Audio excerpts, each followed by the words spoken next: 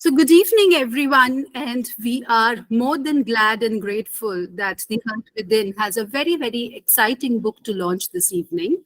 And this is Worms on Flesh by Richa. Richa is a fellow academic who has also earned her name in poetry by publishing a collection of poems in Hindi already. This is her debut collection in English. And as the title itself points out, it has something serious to talk about the world. So when Richa says it's worms on flesh, she is intrinsically pointing out to a reality that all of us experience.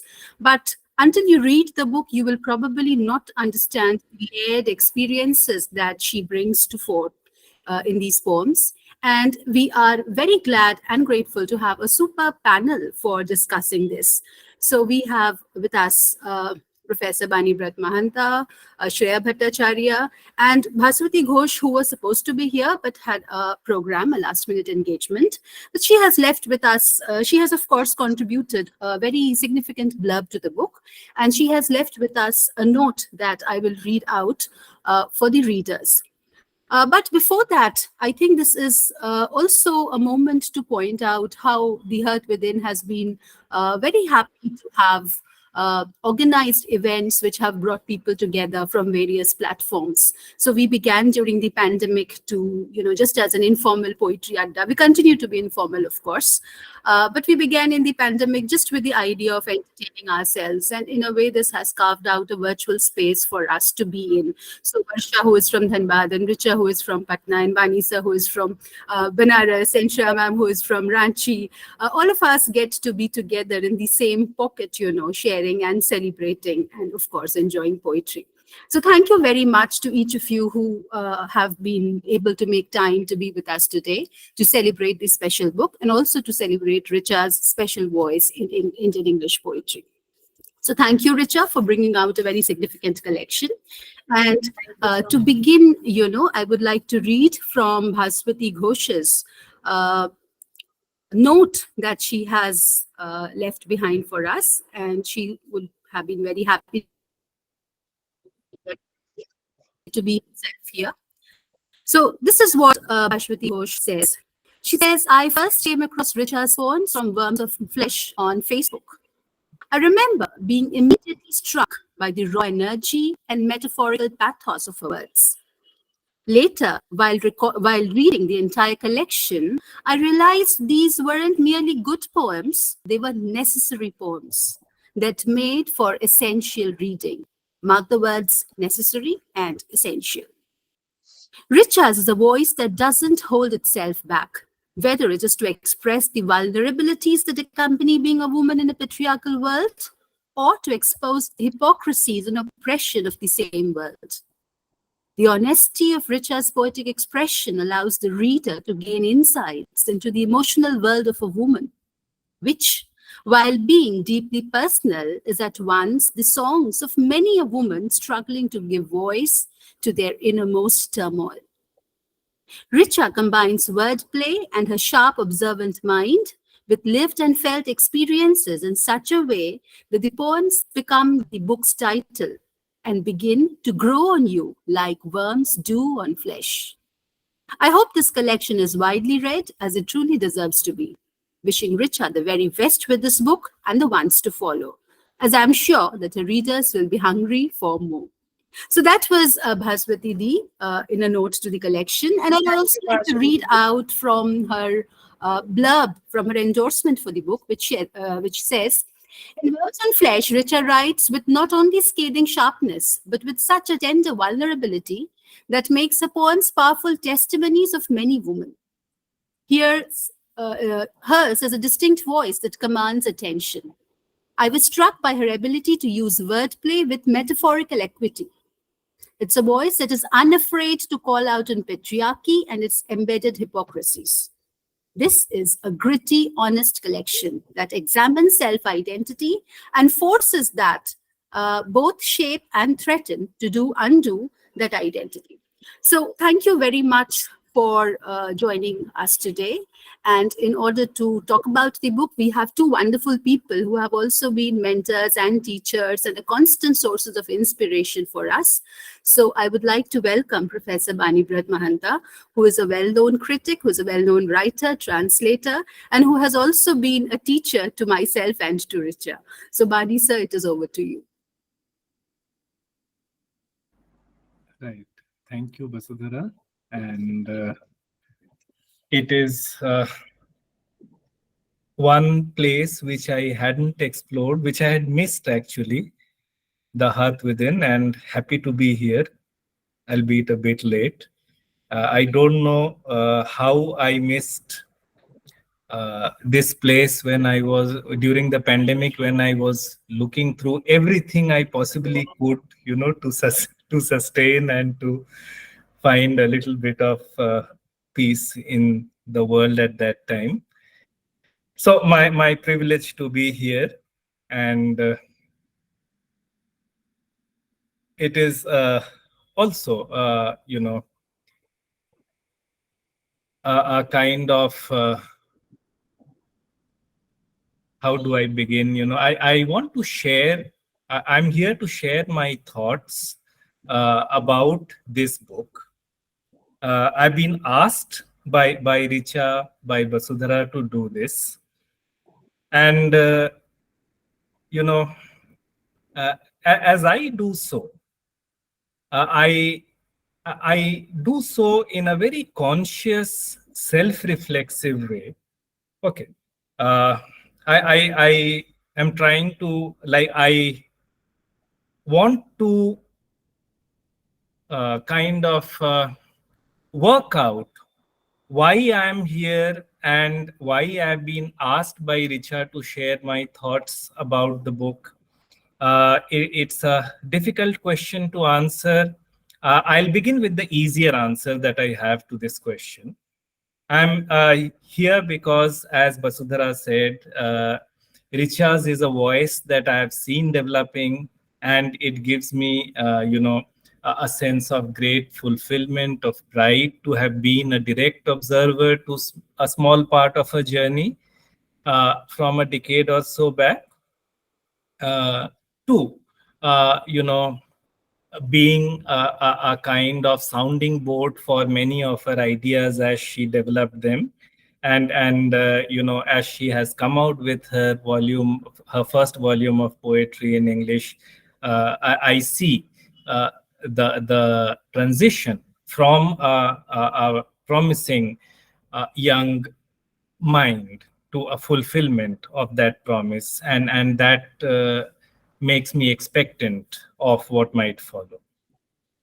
Uh, as I said, this was the easier part to talk about. Now, when I read Worms of Flesh and I record my responses to it, and this I have already spoken about when I talked about the book in Patna as well, you know, it makes me think at various levels. I'll just briefly, try to talk about two or three things and how I see myself reading these poems and responding to them uh, in the process of talking about these things. So, the first thing that I want to talk about is, the very distinctive way of writing these poems and of engaging the reader, which you see in this throughout this whole collection. It is a seething kind of, voice, a voice that provokes. And the first thing that, as an academic, as I approach a collection, I find that it speaks in ways that do not identify, uh, you know, in a very problematic way with what one thinks poetry is about. It, in fact, the thing that strikes you more than the poetry initially is that it, the poems identify and resonate with a set of gendered experiences that are usually not so frequently articulated in poetry, and certainly not in ways that Richa does. So, the coming together of gender and genre, uh, and the immediacy of that observation as a reader is what first strikes me when I read Richa's poems. The second thing, is the dedication to Kamala Das, to which Richa drew my attention the last time we were talking about this volume, which I hadn't noticed earlier, and a poet, who's usually tagged as confessional. Now, when we talk of confessional as a kind of, poetic articulation, we talk about how poems break down social decorum, how they speak unhesitatingly about intimate personal experiences, and do so in a manner that own the experiences as one's own, and communicate them in a very colloquial manner of expression, uh, locating them, citing them very firmly in a particular time, in a particular space, in particular incidents. Now, while this could serve directly, as a very, encompassing label for Richa's poetry, as it does for Kamala Das, I feel that tagging the poet as confessional goes, and that is where I think Richa brings in Kamala Das in a very significant way. And, when we tag them as confessional, it goes against the very spirit of their compositions, their resistance to intellectual and collective poeticity. Okay, in the sense that I feel that uh, their poems are theirs in a very, very personal way, not to be slaughtered, more individual rather than collective. Right. So when we label poets as confessional, either Das or Richa, I think we are going against this spirit. And it is with this idea in mind that I've tried to jot down a few impressions as I went through the poem as a reader, responding primarily to what Richa has written, and not talking in the measured theoretical nuancing that is typically academic, but making it a more subjective response. So quickly, a few points that I've tried to flesh out. I'll talk about them. Now, to put the confessional debate aside and talk about it with the immediacy that I want to, how does one speak about the unspeakable, about realities that are more conveniently brushed under the carpet and forgotten, and it is so habitual to do that is where they seem to belong. Okay. How does also the related point is, how does one go against the very ideas of not articulating these unspeakable truths as they go against the conception of the dominant conception of poetic aesthetics, of poetic decorum? How does one express things that seem to offend refined sensibilities, and do so in a way that does not fit in within conventional codes about what poetry should be? And the more important question, or the equally important question, is why does one need to do it? Okay.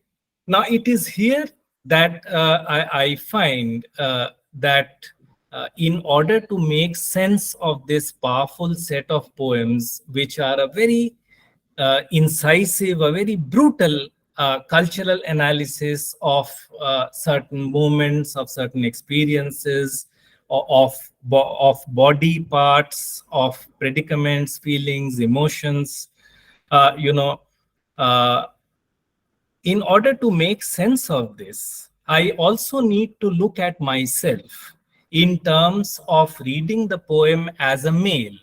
And therefore, as someone who is on the elevated side of what is an evidently uneven playing field. Okay. So, how do I read these poems? And how much do I understand them, let alone, trying to speak about them? How do I,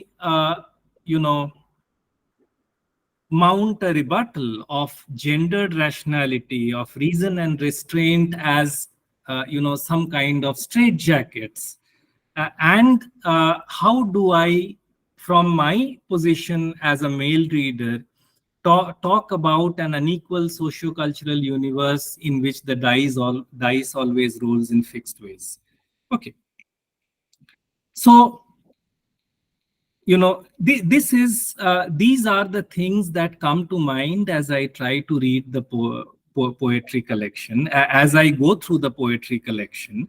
And therefore, even what I'm trying to say is not so much concrete formulations as my trying to come to terms with them, because what I'm saying is not final, not even provisional. Just a few stray attempts to grapple with poems that have made me uncomfortable, that have made me anxious about not trying to understand these poems.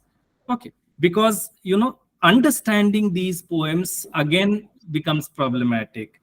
Uh, Not just in terms of being cautious of looking at them from a male standpoint, but also in terms of becoming overcautious in trying to balance things too much, right?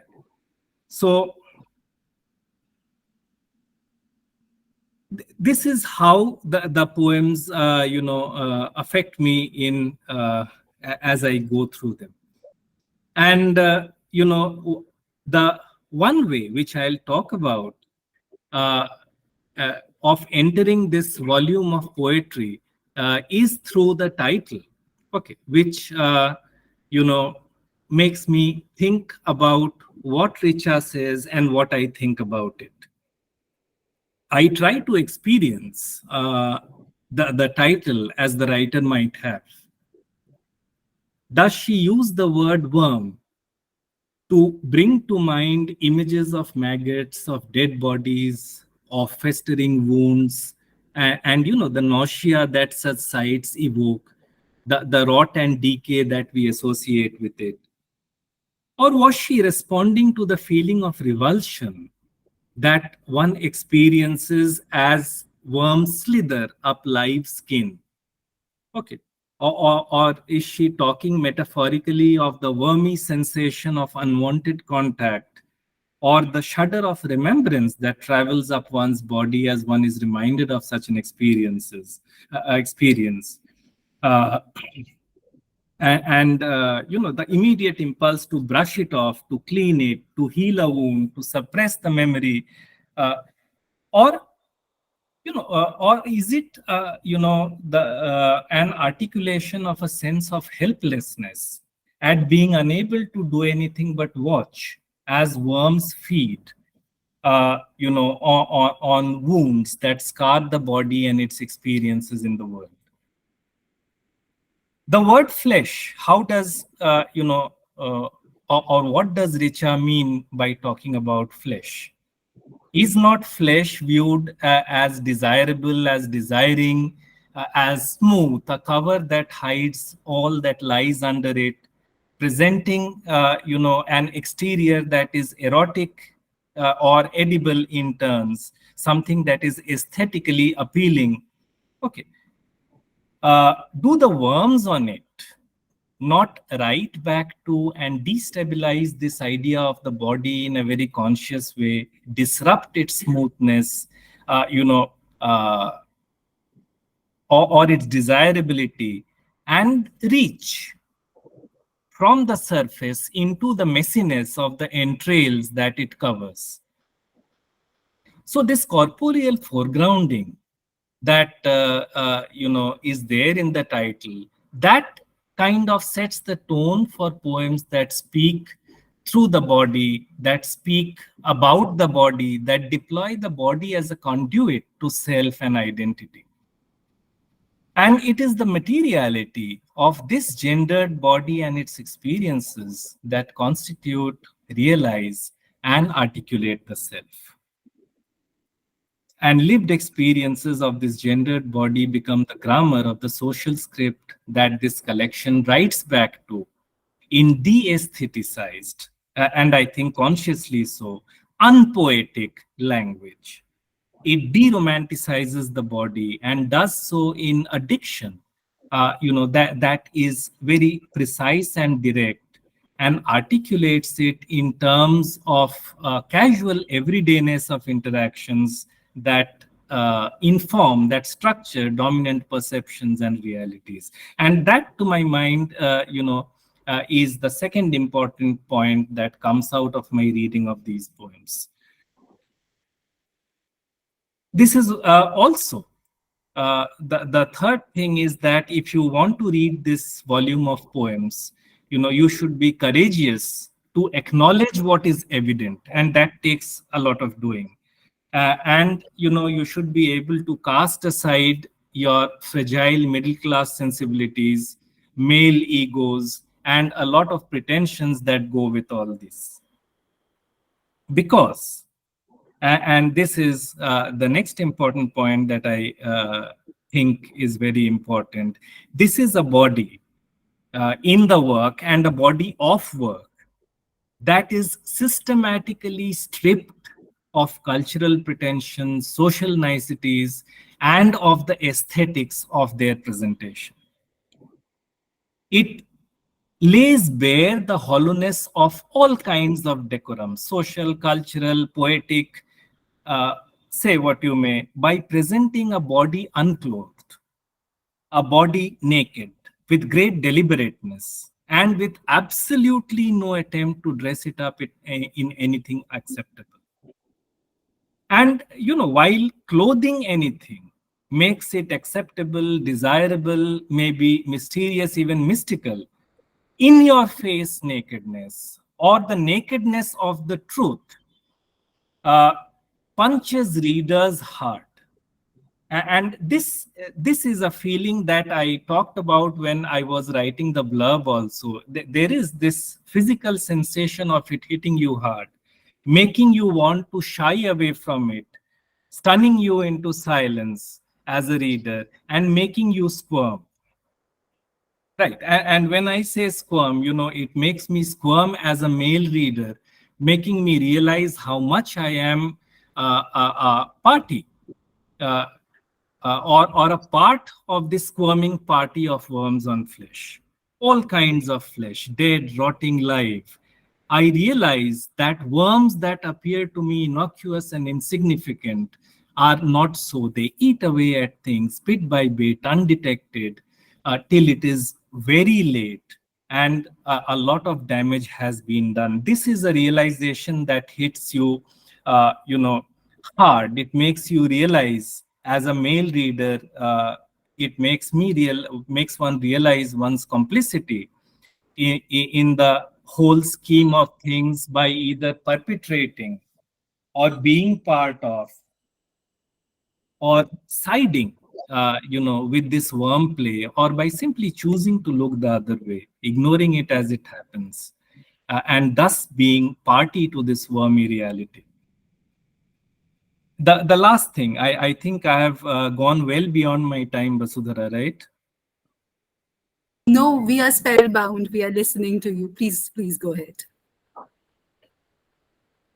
So then this is a collection that, you know, is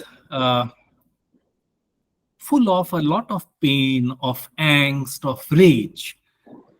And these are contained, these are, emotions experienced by the poet over a prolonged period of time.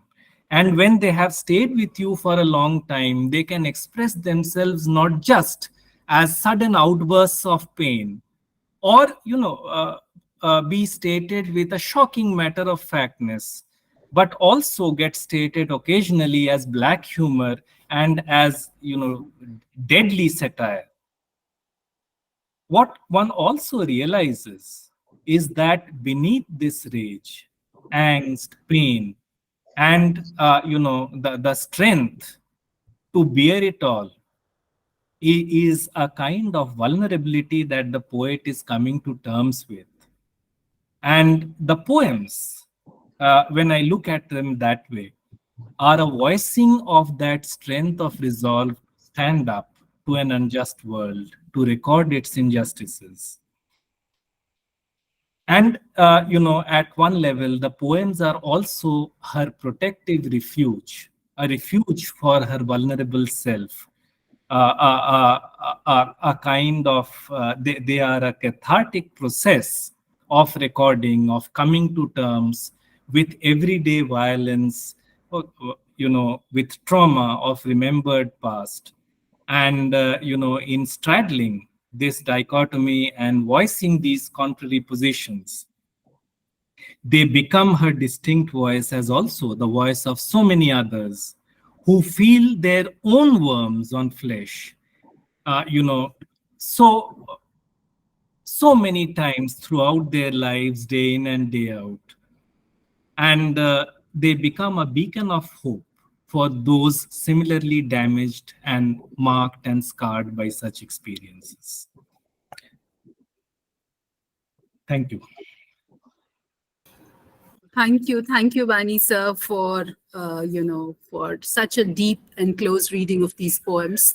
But thank you above all for acknowledging all this as a male reader and as a male speaker, because much of the privilege that is associated with men comes from not acknowledging the ways in which they are complicit with a structure that invisibilizes so many things.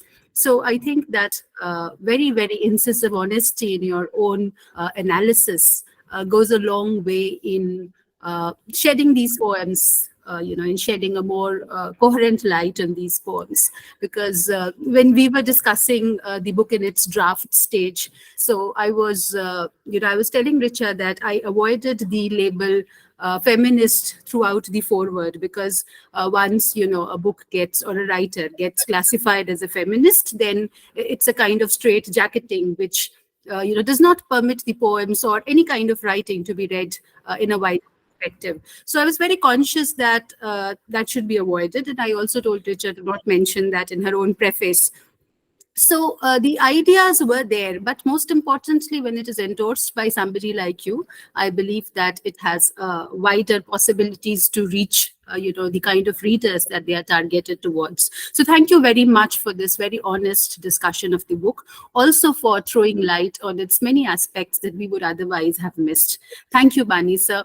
And from Bani sir, we move over to Shreya ma'am. Shreya ma'am, of course, needs no introduction, and she has been known for her championing of marginal voices for a long period of time now. Throughout her career, she has been championing marginality.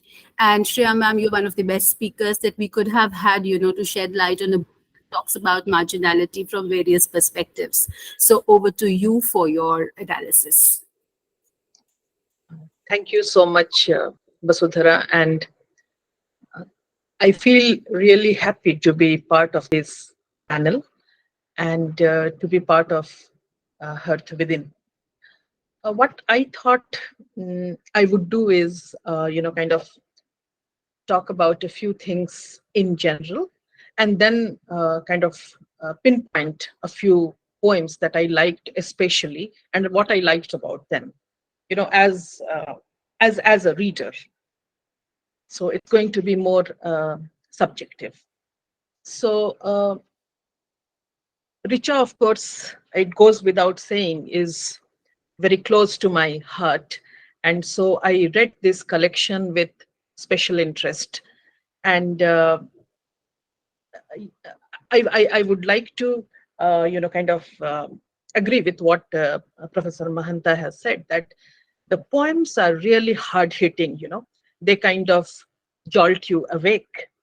And as a woman, and as someone close to Richa, it is, it has been a kind of a painful experience also reading these poems, because so much of the poem, so much of the pain, so much of the angst, uh, we have all experienced, and we continue to experience.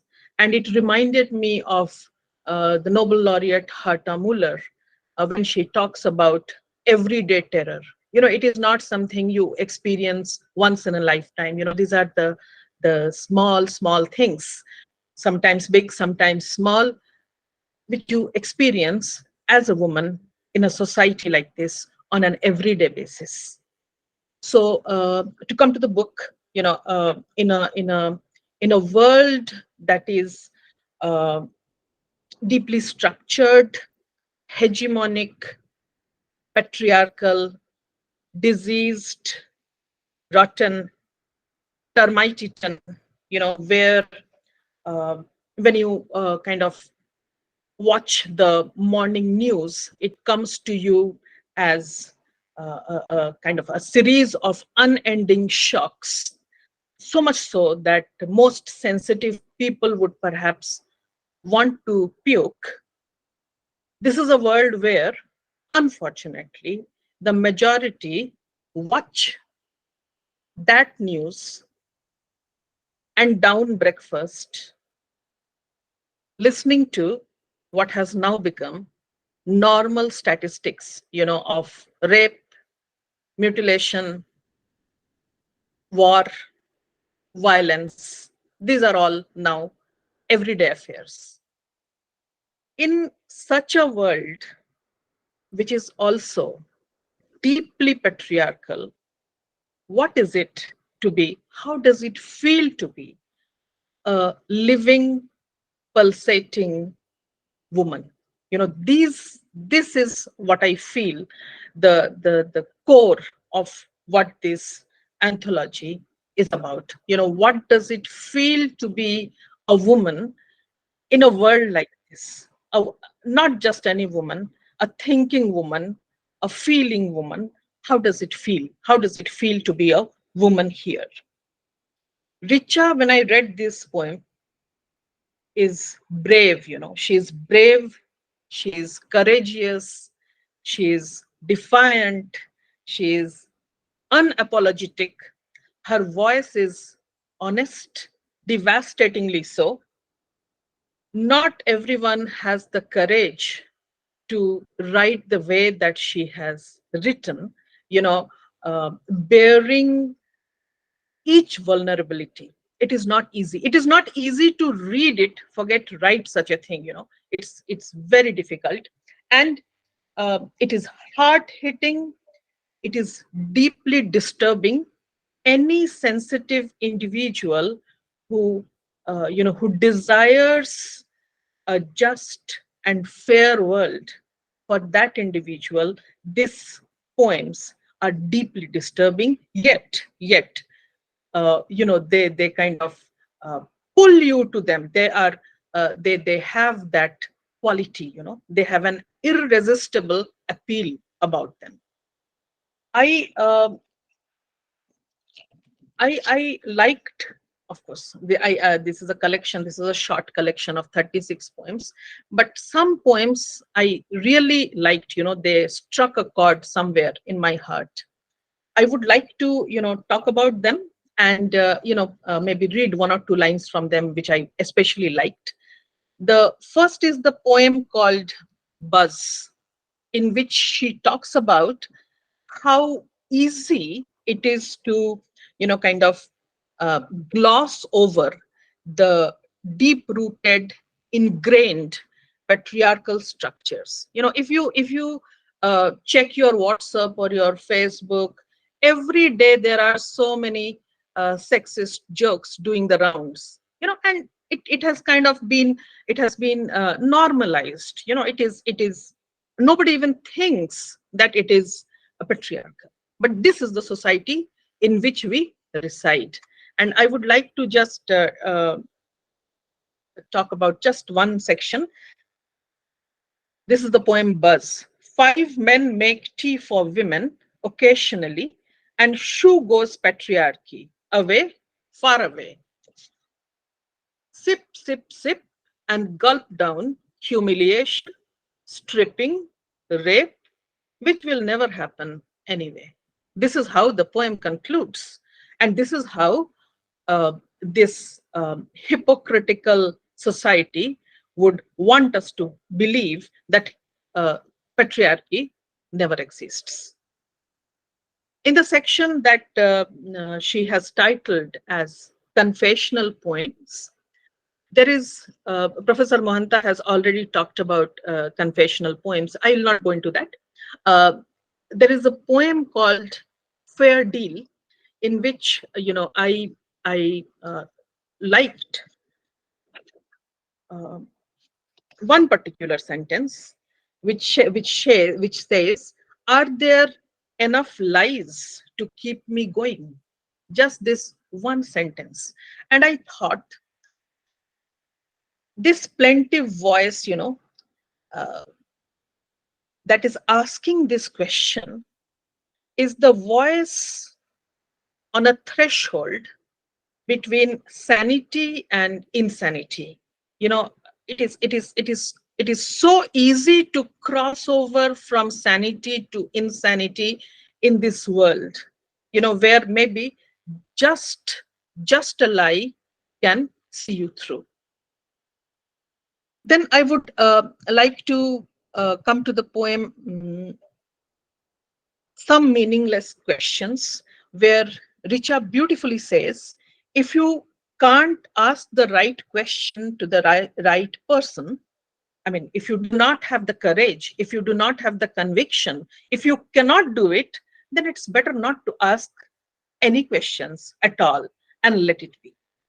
It requires a remarkable amount of courage to be able to voice these thoughts in such language.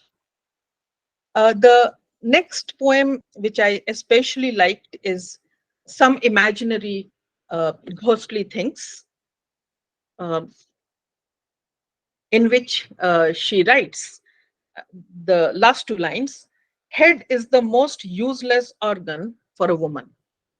And this I would like to read together with the next poem, which is called An Alive Woman, which concludes as, hush, hush, hush, live secretly and leave no evidence of life anywhere. They can't tolerate an alive woman. And this is, this is a kind of a private joke that I share with many of my friends, women friends, and of course some men friends too, that if you are a woman who thinks, if you are a woman who is smart, who is competent, who has a mind of her own, you will never be forgiven. This is the world in which we live. And this is, I'm glad that Richa has brought this up. This is so true.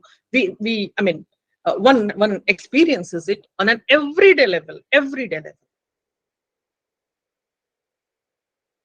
And this particular poem, An Alive Woman, also reminded me, while reading it, it reminded me of another poem, another poet and another poem, Jacinta Kirketta's, who is a contemporary voice from Jharkhand, her poem, which of course is in a different context, which is called Jadon Ki Zameen, which is also the title piece of the book, which says, वे पेड़ों को बर्दाश्त नहीं करते क्योंकि उनकी जड़ें जमीन मांगती हैं.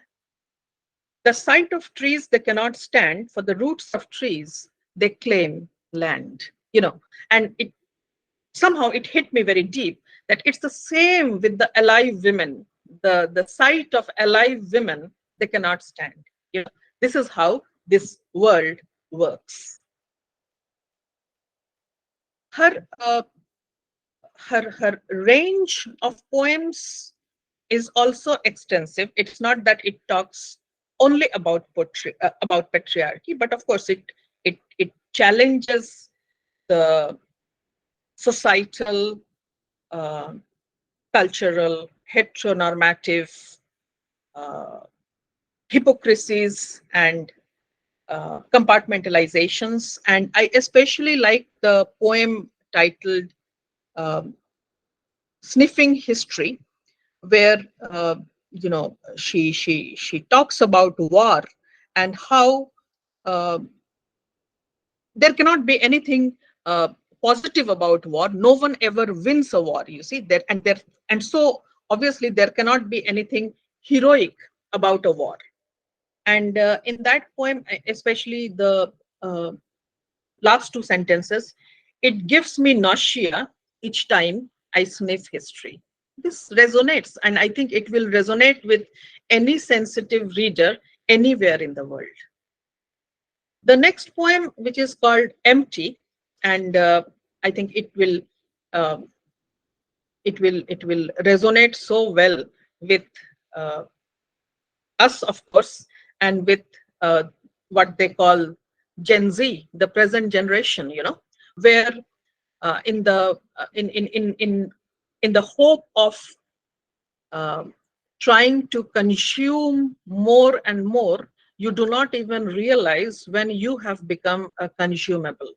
And this is what Richa writes about when she talks about the Amazon app and the desire to buy something which will help her, kind of combat the feeling of emptiness that is there everywhere. And sometimes I feel, that maybe the time is not too far, when this Gen Z would want to buy human emotions also on the Amazon app. And maybe, you will get a small parcel of affection or a parcel of love neatly gift wrapped with a pink bow on top. This is the feeling that I had when I read this poem, and Richa has, kind of nailed it, absolutely nailed it. The next poem is Sign of a Body, where the voice desires to be just a virtual sign in this virtual world. She desires to be a virtual sign where living beings have been reduced to mere signs. And she says, I have no will to meet you in person. In person? What's that? I mean, it is so uh, it's articulated so wonderfully well, and it hits so deep. The next section, which talks about love, lust, and lovers, that section also I found especially interesting, which has the poem His Obsession with Anonymity, Scholarly Love, Unequal Love, and You Are Mine. I mean, I thought that they read quite well together, this section. And this poem, His Obsession with Anonymity, which is about lust and about uh, what married men do in the Kali Yuga. And she writes, the concluding lines are beautiful. In Kali Yuga, distance is the safest word. How does one survive in a world like this? And in Scholarly Love, uh, that is also neat, a very neatly written poem, which I think kind of takes a pot shot at the academia, at the Indian academia of our times. And here she writes about, I'll just take a look, that at the end of the relationship, uh, the poet says, and then respectfully, whatever it means, that is a writer, He kept me back in one of his shelves, not knowing when will he need it for a new work of research as a quoted reference. You know, to use and then to shelf and then to again uh, take it off from the shelf to be used again. That is what the woman has become.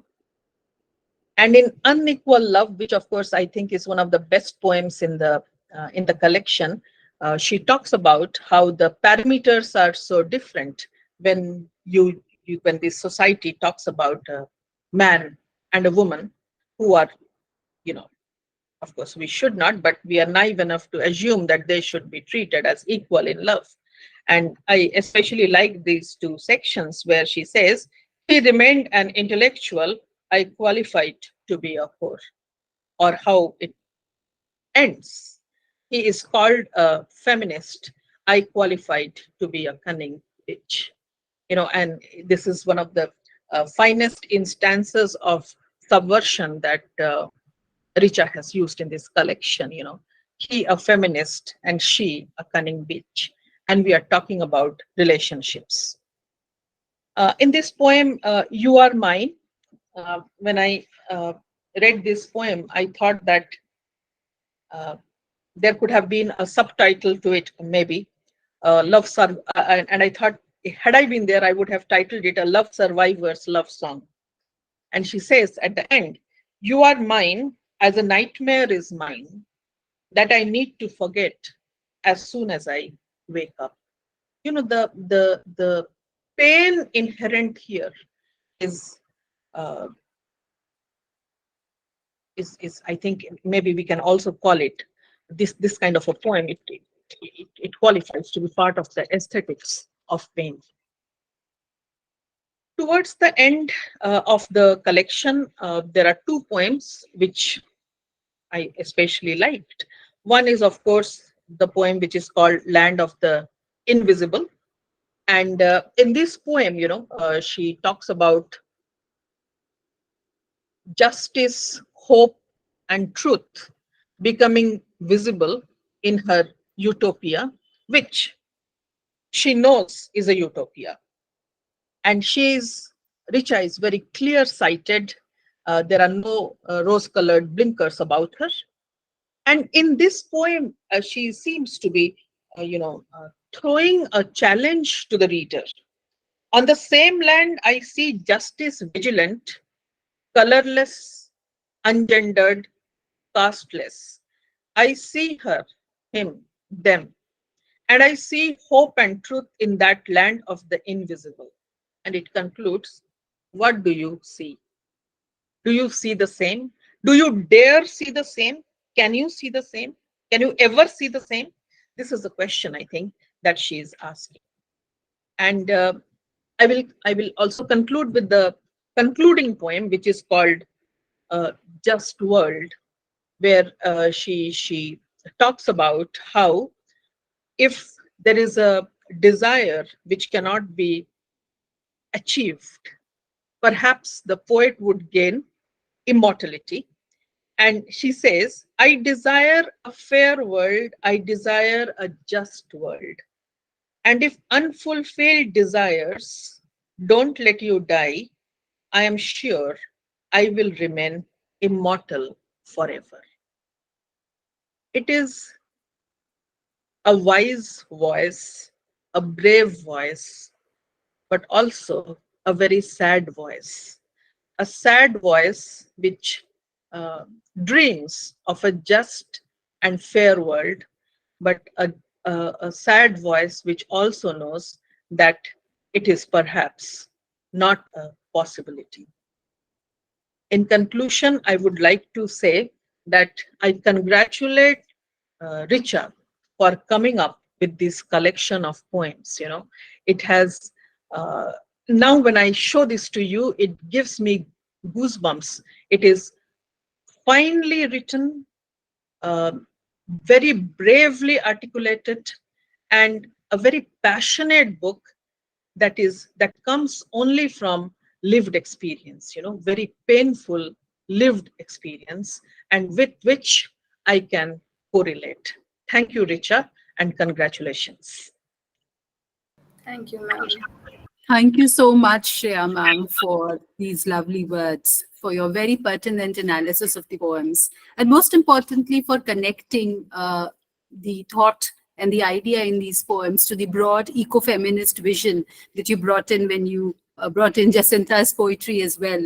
So when you talk about the tree claiming or roots claiming a wider space, and it is the same as women claiming space, and all of us being looked upon as space invaders in consumerism, in capitalism, in patriarchy. So that gives a very coherent vision to what we have been discussing. And of course, the poems that you read were the ones which needed to be brought out, which needed to be pointed out and discussed. And as you rightly conclude, this is a very brave voice, but at the same time, a sad one. And I feel that it is invested with a lot of very, very corporeal activism. And this is a kind of activism that needs to translate from, poetry books to society.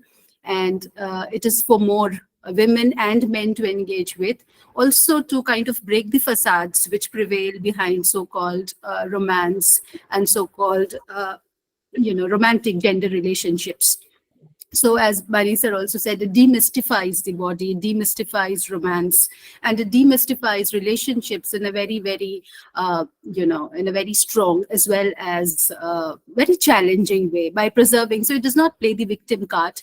It preserves the strength of the woman while arguing and while litigating for change.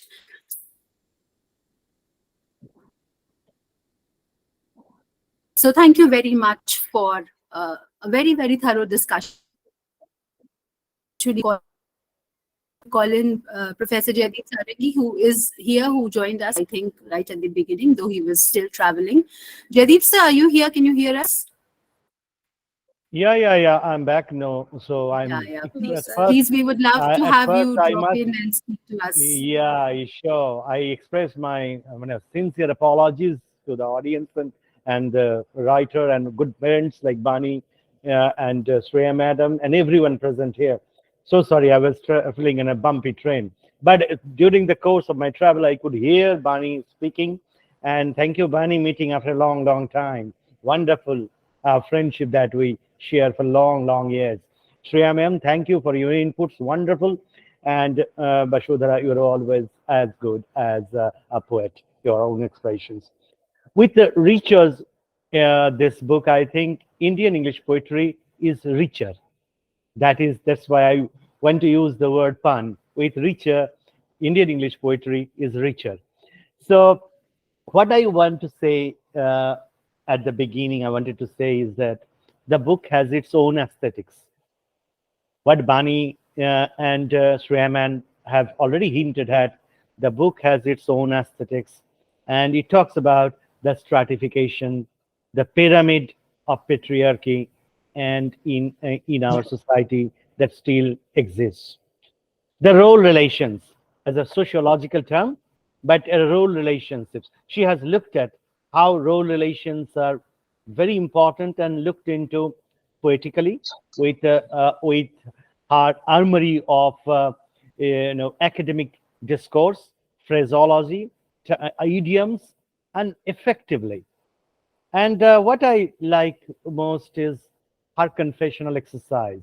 And it has been hinted in the introduction and also the dedication of the book to none other than Kamala Das.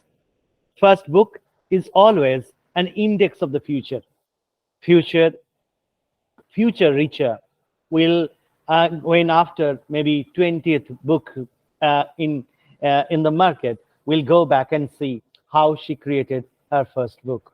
Every book is a journey, and all the poets of the world, those who have been writing for more than 3 4 decades, the first book is very important. And how the first book is received and what people spoke about the first book will always carry an impression in the mind, and that helped in making the poet. I think here this particular book translates the sociology of India. India, not in metro cities, but in pockets, and where the experiences are learned and lived, as Shreya was saying. Because, when we talk about which gaze is looking at, and Shreya has her own gaze, maybe myself and Bani won't be able to understand that gaze because we don't have that lived experience. We can never have that lived experience in life. That's why it's a mosaic of experience. For us, it's learning. For us, it's an act of appreciation we must react to. Therefore, this is a very bold attempt by Richa and her phraseology, her armory, her militant use of words, I will say, militant phraseology. And I think it's a beautiful book in the market. Everyone should read it. And more readings, more mapping of the Indian English poetry, and close reading with reading, and more poets tuning the ears. I think in future course of time, we will be celebrating Richard's more and more books in future. And we'll be talking about more angles that she brings into our poetry. Because, when we start with kind of elements we have, and then kind of, as Bani already has pointed out, the kind of angst, the kind of my immediate reaction to society, but all grow and take new idiom to develop and articulate. What is interesting in the book is the engagement. She is not taking a double stand. She is very straightforward. And in a very straight-jacketed way, she has said categorically life as she experienced and possibly presumed, as she has made in her poetic output. Her confessionalism has a strength. Her confessionalism has a future prosperity. And her confessionalism is the window curtain raiser for the male patriarchy. And the readers like us will come in terms with a new aesthetics in a sense that we cannot experience possibly because of our biological birth in the world, but possibly we can understand or approximate what the other can suffer in the same system. What I understand from this particular volume is that it is the birth of a poet who has a long future, and she won't stop by writing one poetry collection. I am sure the aroma will persist. And with this aroma, she can sensitize the world that she wants to do.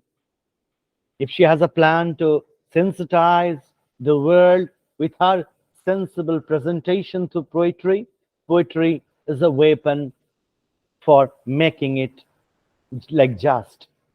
I know as we come in terms with poetry of resistance from different backgrounds of the world, writing from different parapeters, I have been engaged in, as you all know, with the communities. Those who need voices, shoulders, are fascinating. Therefore, this is something of us that demands our own aesthetics. And the definition of aesthetics, in a truest sense, I applied that it will create its own aesthetics with the flamboyant body and structure, the journey it makes. By journey it makes means the reviews it accumulates, and it gathers more receptions and more critics into the fold, and the growth of the poet will create and bring into the fold more aroma, more elements in poetry, more myths, legends, expansions. How poetry is a mosaic of all living togetherness. If you can think of the first volume by Jayanta Mahapatra, this Heart Within, celebrated Jayanta Mahapatra's latest collection, Noon, new and selected poems a few weeks ago. And if we look in the first book, that is Sayambara and other poems, it started with one particular ideology into front, overloaded with one particular dimension to the book, but eventually, with the growth of time, space, it developed and it became global. Richa's first book is an index to all. It has a beautiful introduction and all endorsements I read with interest. Thank you all who are involved in the book, and congratulations, Richa, for making it possible with you. With Richa, Indian English poetry is richer. Thank you. Thank you, sir. Thank you, Jaydeep sir. And Richa, I must tell you that this also sounds a cautionary note that you cannot end with one book. I remember this is what Jaydeep sir told me after reading Moon, and he said you cannot be a one-book poet. So that began a long journey. And so this is a cautionary note for you that you cannot stop here and you must keep on toiling with your words. To bring forth more poems and to bring forth more readers like us together and more occasions for the Heart Within to come together. So thank you, Jaydeep sir, for telling us all how we need to not only relish the one thing that we have produced, but also how we need to keep looking at the road ahead. And this is a good time for us to move to the reading session. So sorry for not inviting the writer. Yes. So that is in the agenda. Before we move on to the reading, here we have the writer who is smiling, who is a little apprehensive, who is deeply moved, I can understand, with all that has been said. And it is time that we heard her, about the book and about what she feels today. So Richa, it is over to you. Thank you so much, Vasudhi. It is very difficult for me to speak anything today because I'm actually very, very emotional at this moment, listening to everybody, because although mine is said to be a brave voice, it is shivering nevertheless. And the shivering voice of a sad, brave writer always needs reassurance, which I got from Bani sir, from Shreya ma'am, and from Jaydeep sir, and from you. Because you were the first reader. You and Bani sir were the first readers of this collection, and you encouraged me to come up with this collection.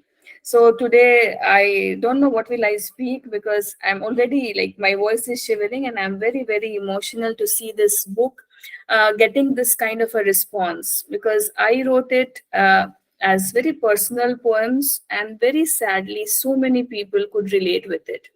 I do not want people to relate with this kind of sorrow, but then actually, very sadly, many students of mine, they came and said that I can relate with this, I can relate with that feeling. And that is something that that is actually very sad to see here. If you talk about rape, and if you see that so many girls get triggered by the poems on rape, because that reminds them of what happened to them. This is something which is not only as a writer I can say anything, but as a human being, it is very difficult to deal with. Manisa was talking about my the title of this poem collection, that is Worms on Flesh. What you said, sir, is right. It is that kind of an irritation, it is a kind of repulsion, it is the creepiness that is on the flesh. It is something which is very irritating, very unignorable presence that is on the flesh, that demands attention all the time, that I wanted to bring out. And these worms are at times memories, these worms are at times trauma, these worms are experiences that I have had in life. These worms are also those unachievable goals that are there, always reminding me of their presence, and they are also warning for those males especially who gaze at the flesh, that if you come close to it, probably you will get the similar sensation, so stay away, it is better. because it is not a very smooth flesh that you are going to get. It has a lot of worms on it. So it comes as both the feeling that I get and also a warning for anybody who is looking at it. So this is how the journey of this poem is. And as you are talking about the complacent nature of people, and as a male writer, as a male reader, you are talking about it. It is not only that males are complacent; it is anybody who is in power, they become complacent, and that is why I. Wrote that poem that Shreya ma'am pointed out, that if you can dare to ask the right question to right people, only then you come close to the dead body if I become dead one day. Which is the agenda of this patriarchal world, that all of us, all these women who are alive, they become dead. So only then you come to the dead body if you can dare to. Only then you shed tears if you can dare to ask the right questions when I'm alive. But sadly, it is not the case. It is very difficult to ask the right questions to right people, especially when those people are in power.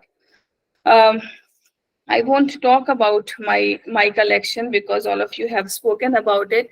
And Shreya ma'am, thank you so much for reading it so closely and reading it as I wrote them. So your voice was very much echoing the sense that I wanted to, come up with in my poems, and especially the poems that you chose, including Sniffing History and Empty. These are the poems that usually people ignore when they read this collection, because the concentration is on the confessional poems.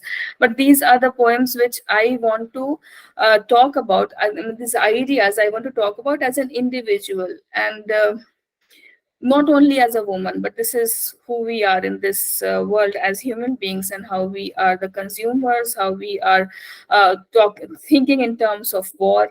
There has been a long series of war, and we have been witnessing these wars on different levels. We see that and we enjoy that on screen also in a very sadist way. But I just wanted to point out that if we could smell war, and if we could smell the blood that is shed, if we could smell the stale, the smell of that blood, will that be as pleasing as it is from a distance?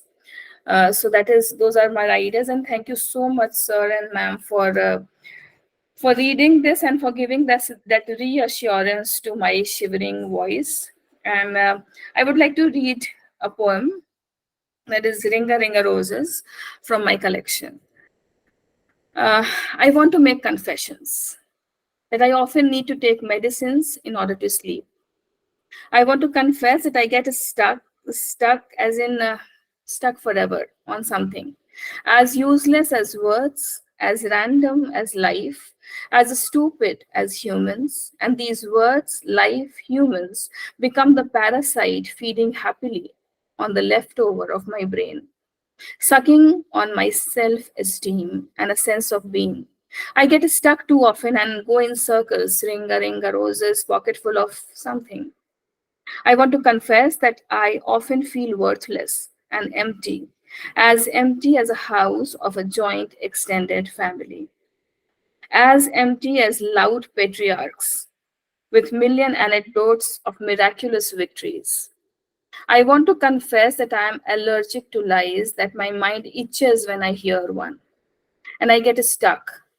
I want to confess that when I am restless, I like to remove every single cloth from my body. I want to lie bare bodied without any cover, as bare as unspoken words, as bare as intuition, as bare as, given an opportunity, I could skin myself too. I want to lie most vulnerable, most fragile, ready to be attacked. I want to confess that my body gets heavy and I can't get up from my place, that I can't even feel the need to dust my bed sheet. I don't care if I'm sleeping on breadcrumbs or smashed biscuits or some ants. I want to confess I often forget to flush after using the toilet, that I feel filthy all the time. I forget almost everything. I forget almost everything, including my self esteem.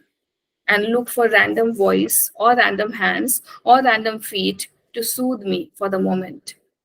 I want to confess that I feel small, very small as this planet is when you see it from Mars.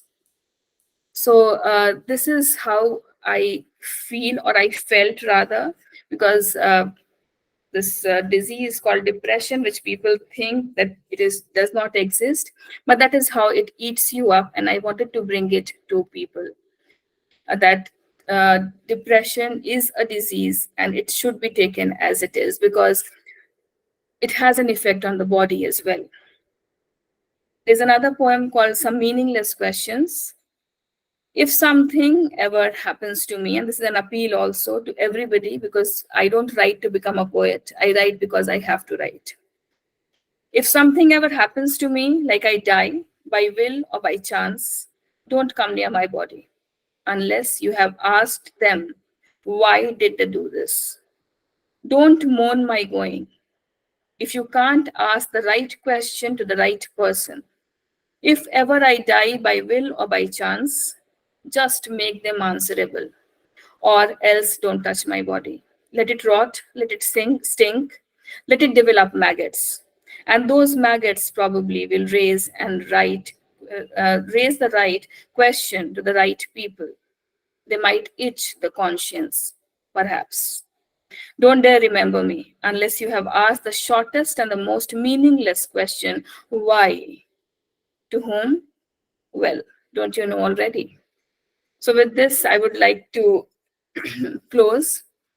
And thank you so much, everybody, for joining today. And special thanks to Lowrin. Lowrin, have you heard that Jaydeep sir is saying that we have to come up with the next collection? So it is up to you. Thank you so much, everyone. Thank you, Richa. Thank you very much. We are grateful that you wrote these poems, because writing is, in its own way, it is catharsis for the writer and also catharsis for the reader. So for those thousands of people who will find sustenance in these poems, there's also a kind of unburdening. There's also a kind of realization that they are not alone. And that is where I think poetry translates into empathy. Poetry above fiction, poetry above any kind of genre is capable of evoking empathy at its deepest, because it is able to bring that kind of engaged synthesis, with the thoughts of the writer and the reader. They enact together in that space of poetry, and they remember what they have experienced, and this honesty and vulnerability that they're able to code in words, it is that basically which heals. So had there been more people to engage with, had there been more friendly souls to listen, I believe that depression might not have existed at all. So depression comes from loneliness. It comes from the realization that we are alone. And once we bond together in words, I believe that there's a long way to go. And this is going to be a beautiful journey. So congratulations for being able to conquer your doubts or your hesitations, for being able to pour forth in poetry. And I believe that this will go to heal in the long run. So this is a good time to move from Richa to a lot of our friends who have joined in to celebrate this collection. So I would like to invite Varsha to read from this collection a few poems and also to speak about it, Varsha. So feel free to talk about the collection and to read a couple of poems from it. Over to you, Varsha. Thank you so much, Vasudhara Di. Good evening, everybody. Congratulations, Richa. We all have been waiting for this collection for some time. We all knew that Richa was writing, quietly writing, not making, scene about it that she's writing. And she was very shy about getting them published. She was so unsure. And that is why she needed these reassurances from people like Banibrata sir, Vasudhara Di, Shreya ma'am, Jaydeep sir. They all are important. So thank you for this reassurance that you all provided to Richa. As a friend, I feel really happy and proud about this beautiful book that has just come up. And I feel the book is doing all the talking. Rather than me speaking about it, I would love to let the poem speak about it. And the poem which I've chosen from this collection is Mother, another shade that Richa brings out about women is this poem, Mother. A lot of mothers are here. So this one is for the mothers, but not a very, it is a very different poem, not um, written in that same way where mothers are treated as Mother Indias and everything, but something else, something different, a fresh perspective to a mother. The most difficult part of being a mother is not when the child is floating in your womb and it is uneasy to move or to decide a proper position, to sleep without hurting the child inside. The most difficult part of being a mother is not when the baby is delivered and you hear the cry, yours and then the child's. The most difficult part is not to keep awake at nights or keep making guesses, whether it is stomachache or gas that the child is crying. The most difficult part of being a mother is not when you complain that the kid needs you all the time and it is difficult to go to work or to meet your friends or to do anything as before being a mother. Clothing, eating, sleeping. The child becomes a part of the daily life and becomes a thought before every little thing. As simple, as regular, and as invisible as having a bath, having a bite, or having a chat. The most difficult part of being a mother is to realize that the child is not you, and the child can walk free and have their goals, that the child doesn't need your attention anymore. The most difficult part is to accept the freedom you aspired for so long. The most difficult part is to accept the child is not a child anymore, with a weird sense of liberation. She accepts that her time is her own time now, and then there is a gap. How to fill that time? How to go back to what she used to be before her body changed, before the conception? She desperately looks for the needles, the yarn, the crochet, the knitting weapons, perhaps to fight her urge to create. That's the beauty that Richa has created about a mother, in such a beautiful way. Thank you so much, Richa. Very proud of you. Congratulations once again. Thank you. Thank you, Varsha, for reading out that very evocative poem so evocatively. And thank you. It spoke to me as a mother. Thank you very much. And from Varsha, we move over to Jindagi. Jindagi, I hope, yes, Zindagi is here. And Zindagi is also, struggling with, motherhood. So I believe that it related with her as well. So yes, Zindagi, over to you for your lovely reading of Richa's poems. You have to unmute, Zindagi.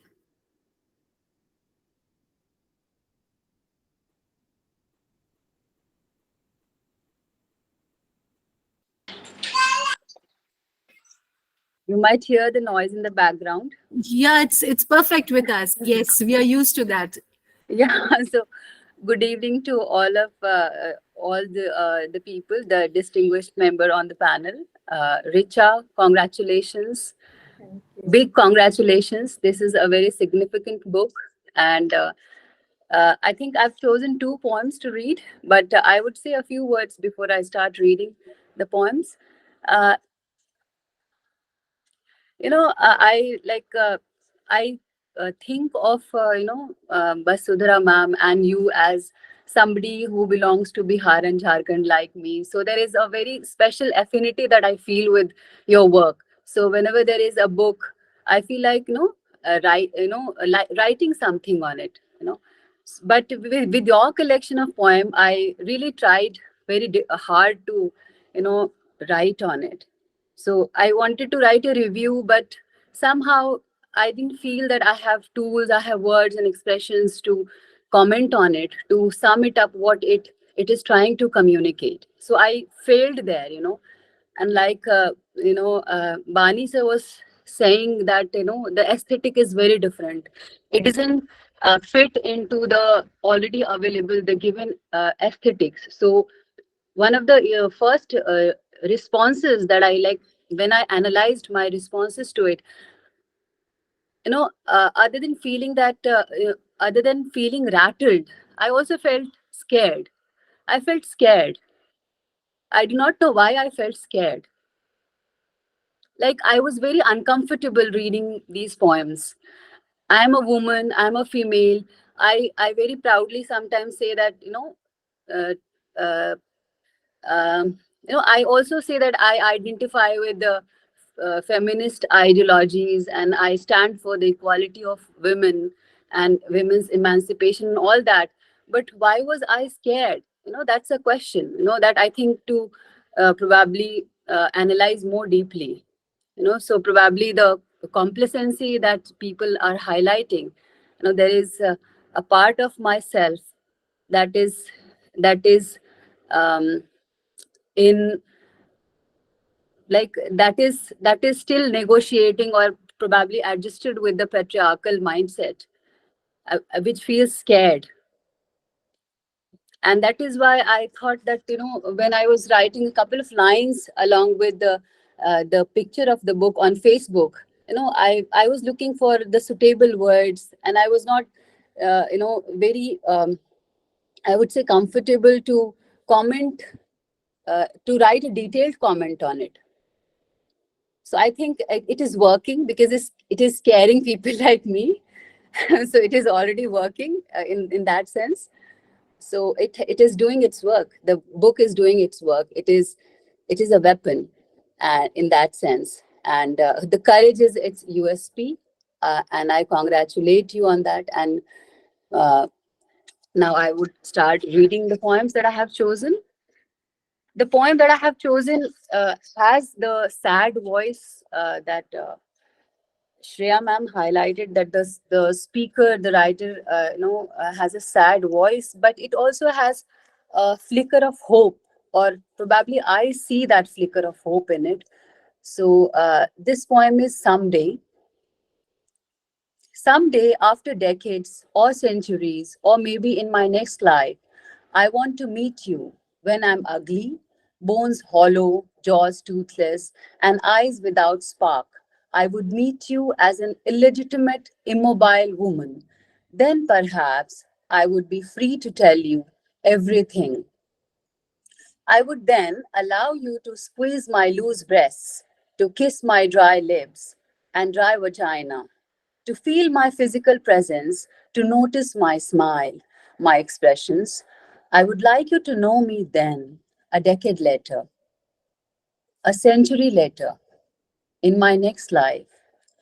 But I want you to know me. I want you to know me completely. And I want you to know yourself through me completely. And there's another poem, Don't Stir Me.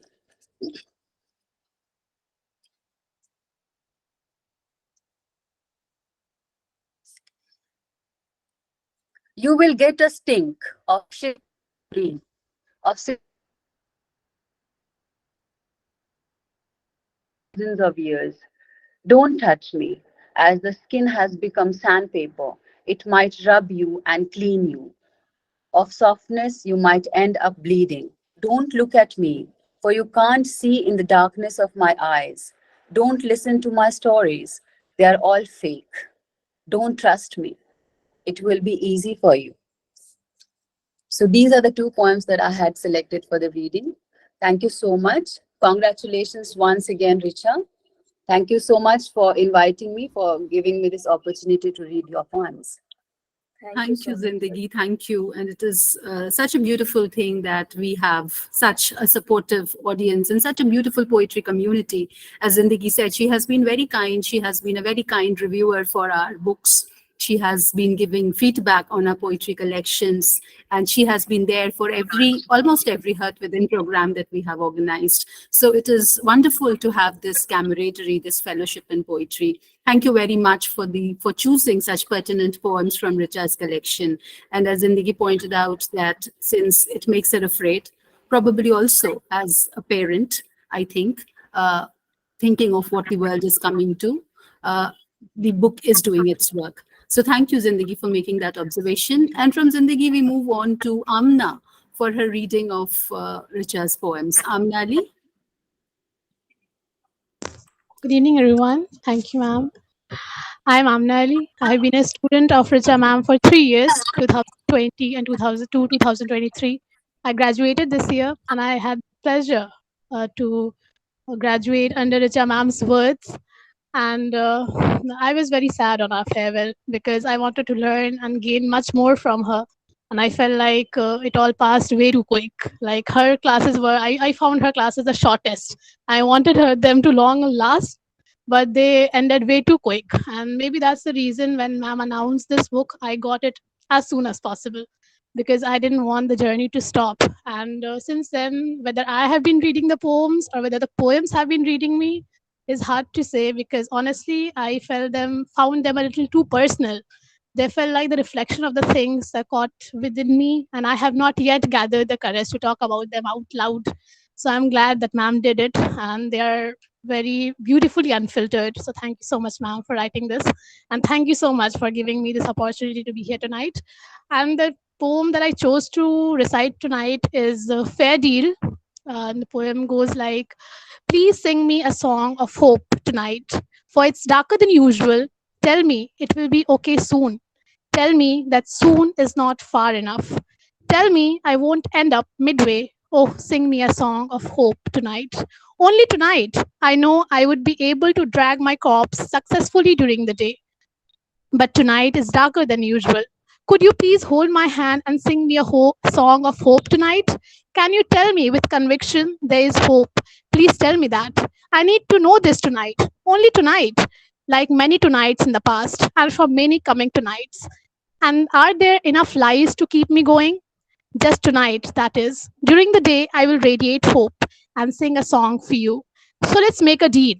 You sing to me at night, I will return it during the day. What do you say? Fair deal? Thank you. Thank you so much.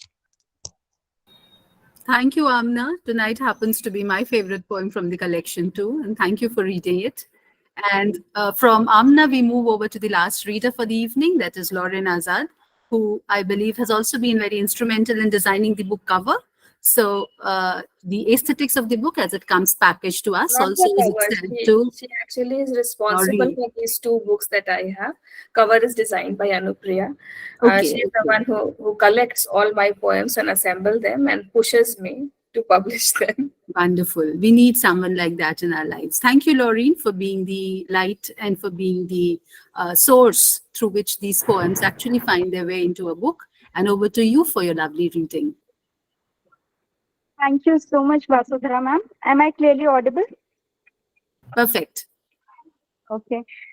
So to begin with, I don't know what to say because there is so much to say.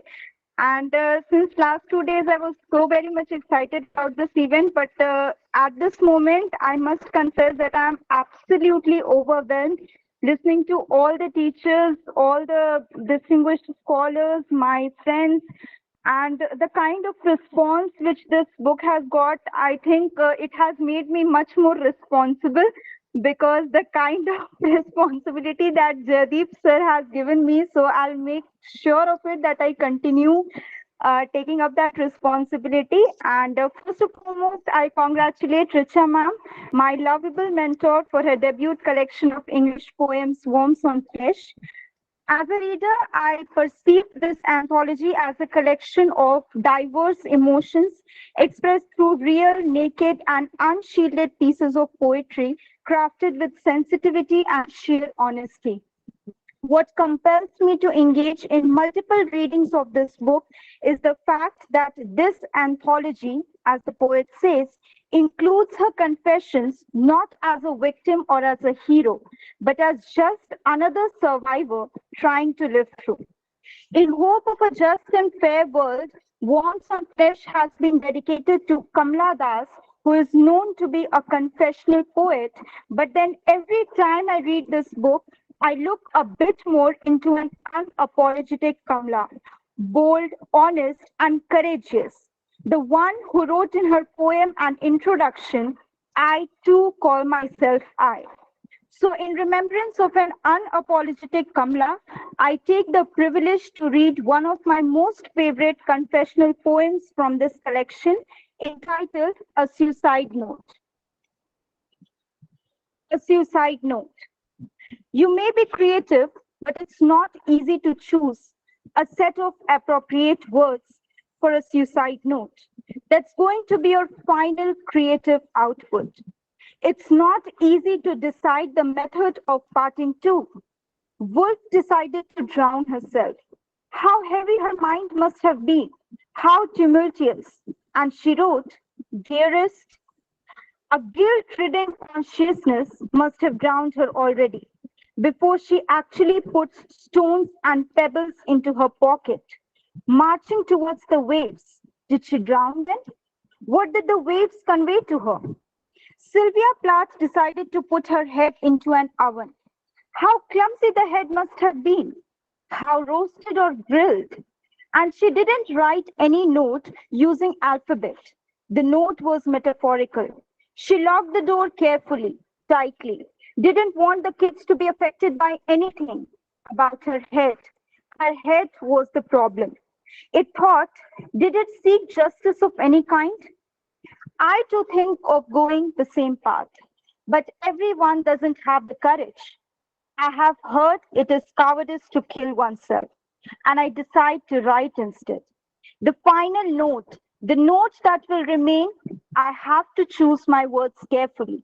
And I can't write dearest. Who do I address it to?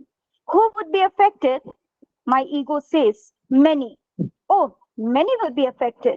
They will be sad, will cry, will miss me occasionally. They?